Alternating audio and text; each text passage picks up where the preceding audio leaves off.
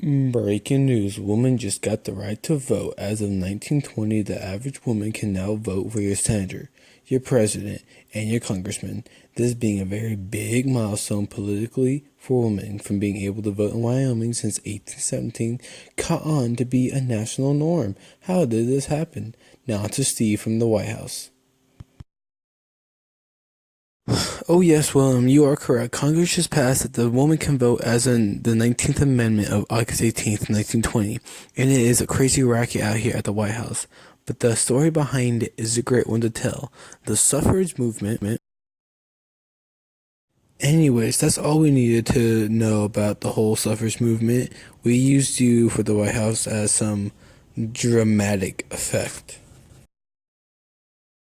I do not know what you just said. But anyways, before he interrupted me, the story behind the movement started back in 1820 by the temperance movement, when the white men across the country were given the right to vote, and it picked up steam. Why couldn't a woman vote? And it reached a huge point when the Seneca Falls Convention, with Elizabeth Cady Stanton at the forefront, created a Declaration of Sentiments demanding the woman's right to vote. And it reached a huge peak right before the Civil War, and it's lost now. Post-Civil War, the passage of the 14th and 15th Amendment started bringing back up steam for the whole suffrage movement for women.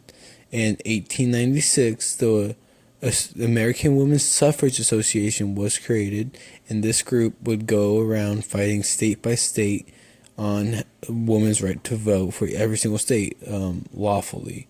But it kind of died out around the 1890s, and a new group called the National American Women's Suffrage Association, or for short, NHWSA, I don't want to say that all, but it's confusing, was created, which was led by Elizabeth Cady Stanton as their first president, but she died, and Carrier Chapman Catt in 1900 and was president and led a plan called the Winning Plan. Yes, it was literally called the Winning Plan. Winning Plan, yeah! Women's suffrage, pew! Well then, anyways, the plan was made to give women the right to vote nationally, and she would do this with the Bliss campaign, which made women have to push for votes in 36 states, enough for a two-thirds vote in Congress for women to have a national voting right. But there was a much more militant group that protested on the streets and publicly in front of the whole world and in front of the White House's fence, and used hunger strikes as a way to get their right to vote. And please get out of here. Anyways, it was a very successful hunger strike, and he ruined the show for today.